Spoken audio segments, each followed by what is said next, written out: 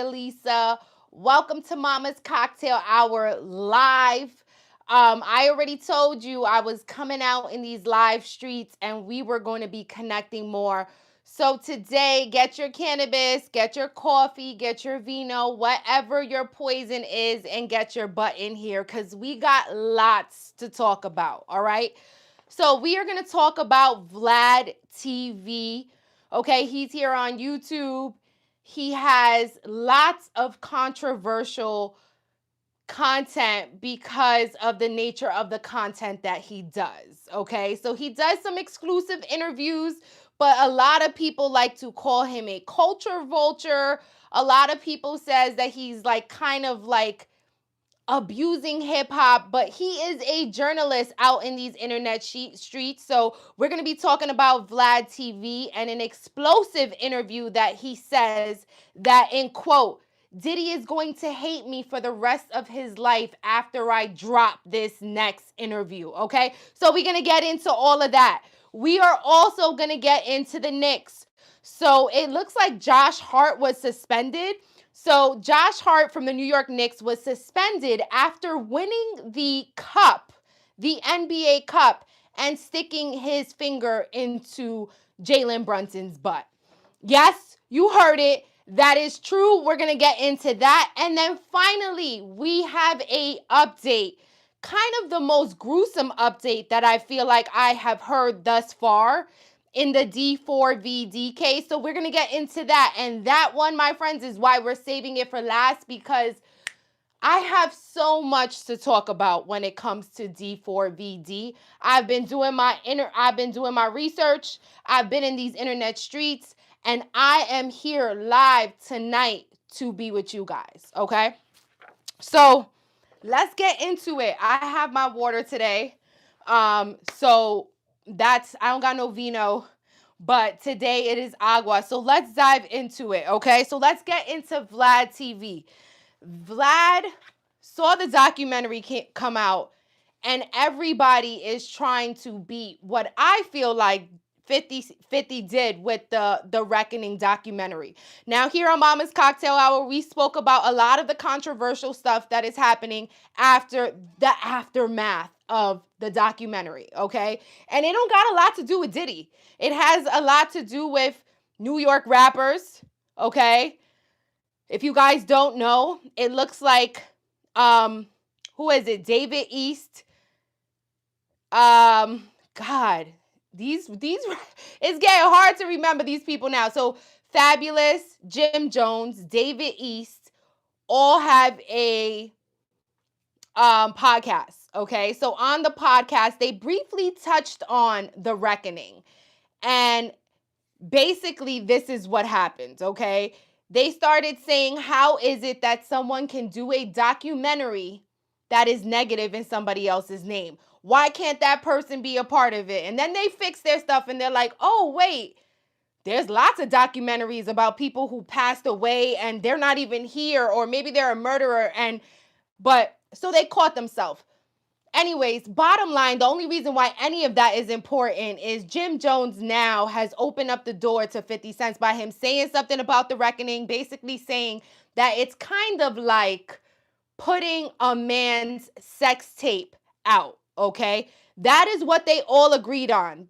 Listen to this, guys. They said that the Diddy's documentary was kind of like putting a sex tape out of another man. Okay. And I'm sure there was lots of ayos and lots of like laughs, but we're going to get into who really is exposing Diddy's sex tape, in my opinion. Okay. The Reckoning was victims, people who have been taken by him financially, sexually, whatever.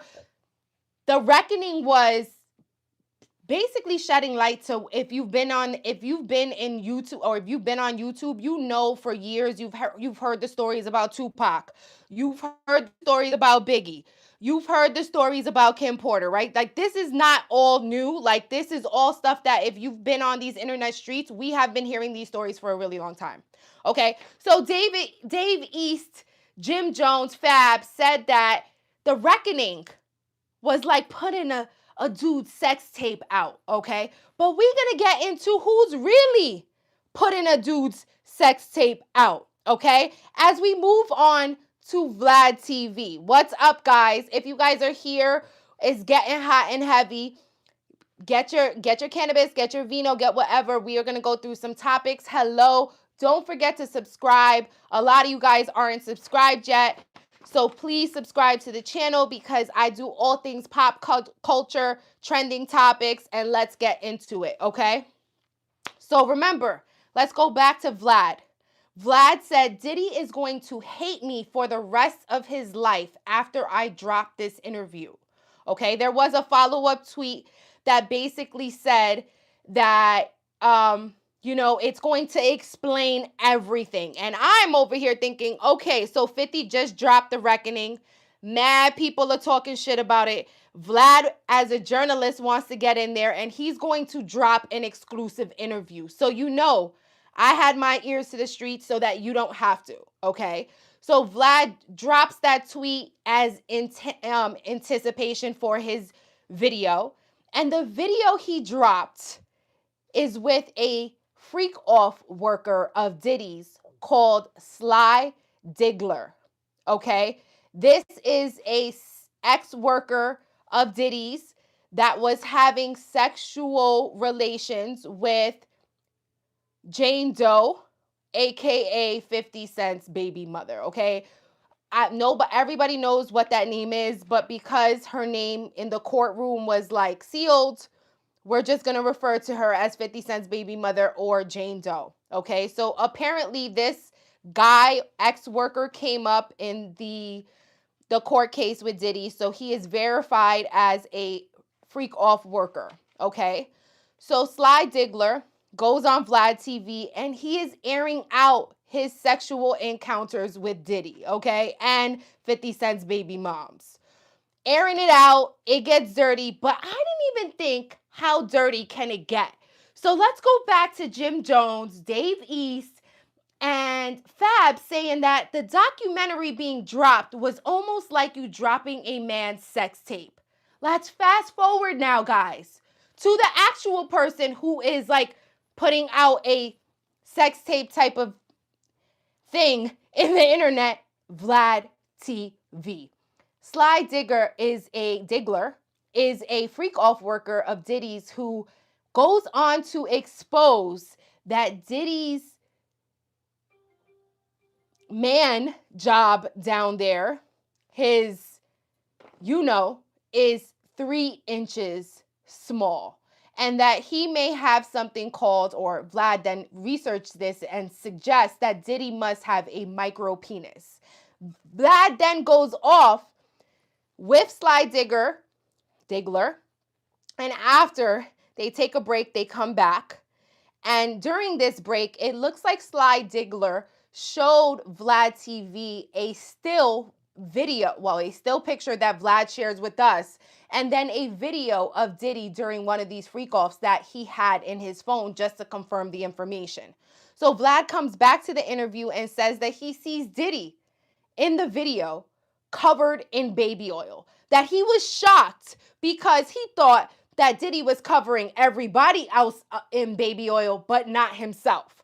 But Vlad goes on to confirm that he did indeed see Diddy covered in baby oil in the clip, and he was able to share a still video with the face blurred out of the victim, of course, and the actual freak-off worker, and you've seen his face, that they were in the bed in kind of like a red room, okay? So Vlad TV is exposing that Diddy is not, in his words, well endowed. Okay, another man has an interview with a freak-off worker of Diddy's, and the freak-off worker says, I can confirm that the reason why I was there is because my junk is big, and Diddy's junk is only 3 inches, okay? So Vlad TV comes out, he's saying this on his platform on YouTube. You guys can go check it out, okay? I'm not a hater. I'm just saying there is another grown man, guys, talking about another man's penis. And Vlad and and this is happening on Vlad TV, and Dave East, Jim Jones, and Fabulous said, yo, what 50 did, that's like exposing a man's sex tape. No, guys, what Vlad just did right now, exposing a man's size, exposing his sexual encounter and his most secret fetishes, that's what Vlad did, okay? 50, he did a documentary, okay? Let me know what you guys think. Does that make sense? Because it makes hella sense to me. I feel like all Diddy's boys are tight that there ain't no more white parties. That's what's going on. There ain't no more freak offs. People don't know what to do. And that's what's going on, okay? So Vlad TV has exposed that Diddy has a micro penis, okay? That didn't come from anybody else other than Vlad TV. So Jim Jones, Fab, and Dave East, y'all gotta talk to that man about that. All right, so let's chime in. I hope everybody's having a good time. Again, this is Mama's Cocktail Hour. If you have not subscribed to the channel, please do so. We do trending topics. We do hip hop news. We do pop culture. We do everything up here on Mama's Cocktail Hour, okay? So let me know in the comments, what are you guys doing tonight? Are you guys chilling? Are you guys drinking vino? Like, are you guys smoking the can? Like, what are you doing? Your girl wants to know. All right, so we are getting into the next topic, which is the New York Knicks, okay? Y'all already know I'm a heavy Knicks fan. So let's dive into the latest Knicks news, okay? So it looks like the Knicks have taken the NBA Cup, okay? They beat the Spurs, in which they were both kind of like 18-7, but the Knicks took it. They took the NBA chip. It looks like there has been so much back and forth about a banner, okay? The Knicks decided not to hang the banner. It looks like when the Bucks and LA won it previously, they did hang the banner, right? But it looks like the Knicks organization decided not to hang the banner. And what was that for?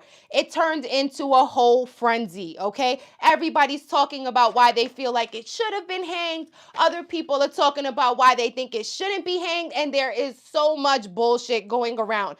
But my opinion as a Knicks fan, since she's been 7 years old, is why is it that the New York Knicks have such a great accomplishment like winning the NBA Cup, which is a tournament, let's just call it what it is, right? They won a tournament against a very big team and it gets minimized. That is the problem with the NBA, is that even when the Knicks are doing good, even when we know there is potential for a chip, it consistently gets diminished. Everybody talks shit about the Knicks. We've been losing for so much. So the fact that we're winning now, it just angers people. It makes people bitter. It makes people mad that the team that has been consistently losing for 53 years is now on the verge of winning. People are haters. Okay? This is my personal opinion, guys. But I'm telling you, as a Knicks fan and an avid basketball watcher, the entire NBA is mad at the Knicks. And I'm going to tell you right now why I'm a little mad at the Knicks, and it has to do with we won the NBA Cup. So many people were diminishing it. So many people were talking about banners and all this bullshit, right? Bottom line is we took it against a team that has a hell of a great player in Wembanyama, okay? We ended up winning, and all they want to talk about is a stupid-ass banner. Then we move forward to the fact that Josh Hart goes and sticks his finger, yes, you heard me correctly, his finger into Jalen Brunson's butt, okay? He then gets suspended for 1 game, and he is now back. Now, the Knicks organization, as I watched the game, they spoke nothing of it, okay? They usually do an injury report. They never really spoke about why Josh Hart didn't play, but all the internet knew that Josh Hart did not play because he stuck his finger in Jalen Brunson's butt as a comical joke during the championship game, and it was caught on camera, and he was caught red-handed, and he was suspended, okay? So this is why I'm mad at the Knicks. I think that in a moment that everybody's watching, right, we do stupid shit like that can just hinder what it is that we're trying to do, right? We're trying to bring home a chip. We want to make sure that we're being politically correct. We want to make sure that we're doing the right thing. And here goes Josh Hart sticking his finger in Jalen Brunson's butt, okay? I am upset. I am mad. I'm mad that everybody is diminishing what the Knicks accomplished. Do I feel like we should have hanged the banner? Absolutely. We should be happy for everything that it is that we've accomplished this year with this team. But again, that's my opinion. Your girl is a Knicks fan, but let's jump into Mitchell Robinson really quickly. Mitchell Robinson is our center, the guy that during last year's playoffs, they did hack-a-mitch. If you guys don't know what that is, hack-a-mitch is essentially that they take the player that has that shoots the worst free throws and they foul him. And Mitchell Robinson was basically on attack during the playoffs because everybody knew that he couldn't shoot a fucking free throw, okay? But your man Mitch, he is proving people wrong. Okay, let's dive into it. The loudest ovation of Friday's night game where we lost 116 to 107 to the 76ers had nothing to do with the Knicks pregame celebration for winning the NBA Cup. Robinson is known for being a menace on the offensive glass. And yes, he is, guys. He is killing it, getting getting the offensive rebounds. And he is, I believe, number 1 in the NBA. Okay? Robinson is known for being a menace on the offensive glass. Not being reliable on the charity stripe is why some teams are perfectly fine with setting the 7-footer to the line. Exactly. It's called hack-a-mitch. But Friday was a different story. Robinson had a career high of 51.1% free throw shooter, made a career high 7 of his 8 free throw attempts. So he made 7 of 8. The Knicks and Madison Square Garden was going crazy. The man was making his free throws. He ended up going on. It looks like I'm trying to figure out how much he scored. I think he scored 21 points, okay? So he scored 21 points and he made 7 of 8 free throws. He was doing his thing. We lost, but again, the bottom line for me is the Knicks are doing well. We are number 2 in the East, guys, number 2, and everybody is hating, okay? Everybody is hating on the Knicks, okay? And I think as a Knicks fan, I do say we need to do better. We need to be more poised. We need to be ready for those interviews, and we got to come correct. And Knicks organization, we should be celebrating every Knicks win because the Knicks haven't won in a really long time. All right, guys, let's get into the next topic. The next topic is D4VD. If you have not subscribed to the channel, please do so. I'm going to say it again just because this year, y'all gonna see so much of me. Y'all gonna be sick of me, okay? So if you have not subscribed to the channel, please do so. Like, comment, subscribe, the whole 9. And check out my playlist. Like, I have a little something for everybody. So if you're not into sports or you're not into true crime, maybe you're into hip-hop, like pop culture, there's something for everybody, okay? But I really wanted to get into this D4VD case because this case has been insane. If you guys know, he is a R&B indie singer who his girlfriend was found in the trunk of his car. Okay? It looks like his car was towed to a tow company, and it looks like they found the body in there, the decomposing body of Celeste Rivas Hernandez. She was only 14 at the time, and I think she turned 15 in being deceased in the trunk of his car. Okay, so it looks like her body was found on September 7th, and since then, there has been no arrest. The Emmy is quiet about the cause of death for Celeste Rivas Hernandez, and the streets is wanting to know what the fuck is going on. Okay, how is it that a car registered to D4VD, his name is David Anthony Burke. How is it that a car registered to your name has a dead body in it and there has been no moves, guys? We don't know what's happening. The streets are investigating. YouTube has broken down so many things. I have heard so many theories on D4VD, okay? I was just watching one today from Trapmore Ross. Shout out to Trapmore Ross. He has great content and he covers D4VD. He was talking about how D4VD can mean so many things, and the way he writes it is almost cultish, okay? He goes on to speak about a specific cult that he believes that D4VD could have been working with while he was on StreamYard. It gets deep. So if you guys are heavy into what people would say conspiracy, but I really say it's getting to the truth. If you really ready for that type of content, then hit that subscribe button, because I go into all what people say are conspiracies, because I feel like it's a conspiracy until it became fact, okay? On the internet streets for years, we were talking Diddy for years about all of the salacious and nasty things that he's done, and they were all conspiracies until now people that actually see that that shit was real, right? And so for the D4VD case, I think it is so, like, it is so telling. Like, he is essentially could be writing about the unaliving of this girl through his music, okay? Let's get into the latest article regarding D4VD, because there has been some new developments in the case that I want to discuss with y'all, because it's crazy, okay? So it looks like a burn cage has been found in D4VD's former home, okay?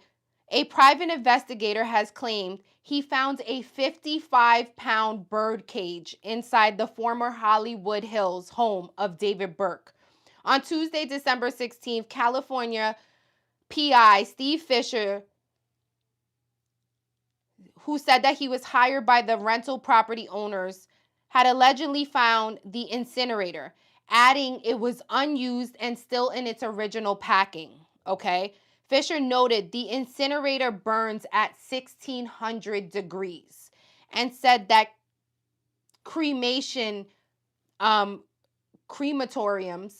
I think that's how you say it, they set their equipment to burn bodies at 1,400 degrees, okay? So if your body is being cremated, it looks like the degrees to cremate a body are 1,400 degrees, okay? And it looks like D4VD had a burn cage that burns up to 1,600 degrees delivered to his residence, okay? The PI goes on to say that incinerators such as the burn cage that D4VD had in his house are barred within Los Angeles city limits, okay? Fans of the romantic homicide singer 20 have reacted to the post. Why would a 55 burn cage be delivered to a private residence instead of directly to a prop designer or production house? And this is for the people that are like, okay, and here on Mama's Cocktail Hour, we always keep it real and we can have conversations and disagree. But the question, someone's saying a burn what? A burn cage. So apparently burn cages are used on farms to deal with the animals' carcasses, okay? So it looks like he had a burn cage delivered to his residence, okay? And so one may argue, because he is a R&B singer, his music is very dark. In his music, there's lots of blood, murder. He calls it his alias, or his he calls that side of him a Tommy. And he says that that's his alter ego, okay? So his music is very dark. So in his music, you will see imageries of blood, girls being taken out of car trunks, bloodied, him bloodied. Like, it gets very creepy when you start to break down his lyrics, his album covers, like so much shit. Like, this case, I'm telling you guys, I really do believe that, music is a form of art. So we should all have freedom of speech, right? Like I should be able to give my opinion on something, and someone should be able to sing about something dark, even if they didn't do it or whatever, right? We should have that freedom. But it gets crazy when you see that he could have been telling a story, and a true story through his music. All right. So let's get back to the burn cage. Okay, because private investigator Stephen Fisher, he is the one who found the burn cage and said that after the LAPD came into the house and they had a search warrant, they took everything, but they did not take the very strange for him, because he's like, why would D4VD have a burn cage in his house? Was he planning on taking the body and putting the body into the burn cage and cremating her? Was that it? Well, he's playing devil's advocate here, and he goes on to say, why would a 50-pound bird cage be delivered to a private residence instead of directly to a prop designer or a production house? Why would it be ordered before departing on an extended world tour? Because remember, the body, what it looks like they're saying that the burn cage was ordered shortly right before he went on tour. So it looks like, I think her body was found September 7th, and right before that, David had went on tour. He goes, Fisher asks, it's also important to note that there were additional items present that could be used in conjunction with the burn cage. So Stephen Fisher is saying that not only did he find a bird cage, okay, that cremates bodies at 16, or cremates anything at 1600 degrees delivered to his house, but he is now saying that there are other items that could have been used in conjunction with the burn cage that were found in the residence of D4VD. And so he goes on to take a picture of the burn cage. This is crazy, guys. Like, it's still, look at this. Like, it's still in the box. Okay? It is still in the box. And I'm reading from usmagazine.com if you guys want to check it out. It's a great article on it. Okay, but to be clear, right? It says that the burn cage was not used. If you guys can see, it was in the box. However, given that Celeste Rivas Hernandez remains were ultimately found in the Tesla frunk, the presence of an incinerator at the same residence associated with that vehicle necessarily raises a question about intent. It would for me too, right? If there is a body found in your car, and then in your house is found a incinerator that burns bodies or carcasses, I would be concerned too. Now, the real question is, why didn't the LAPD find that burn cage was relevant in this case? I don't know why they didn't take that when they initially came for their first evidence, like why that was never taken. But to me, that is just straight suspect. Okay. They have a picture of a burn cage here in case you don't know what it looks like. That's what it looks like. That shit looks scary as hell. And that can't be burnt in city limits. Something like that can cause a fire. And then there are hella other conspiracies about the fires now, because supposedly they were aligning with him going to Santa Barbara, because remember, there has been talk that he went to Santa Barbara on a trip, and they are saying that trip had something to do with her death. Okay. So it looks like D4VD was contacted regarding this article, and he requests no comment. No arrests have been made on the case, but prosecutors have now brought the case before an investigative grand jury. It looks like D4VD has canceled a string of scheduled tour dates in September and was a no-show for an event at the Grammy Museum on September 24th. Okay. It looks like Rivas told TMZ that her daughter had a boyfriend named David. Additionally, she revealed that Rivas had a tattoo that read "shh" on her right index finger, okay, in red ink. David, D4VD, has the same exact tattoo in black ink, also on his right index finger. He was first spotted with the ink, which is a design first popularized by Rihanna in 2024. Okay, guys, like, what do you guys think? Like, for me, the D4VD thing, I am like so vested in this case because I just feel like it goes to show when you are someone in his stature who has money, who has probably power, access to good lawyers, that you can essentially be sitting in your house for 2 whole months while there's a whole grand jury probably being convened. And I'm still pissed that he has not been taken into custody. Like, there are so many red flags pointing directly to him that we still do not have answers. Okay? Like, this shit got me so vexed. So I am watching this D4VD case very closely.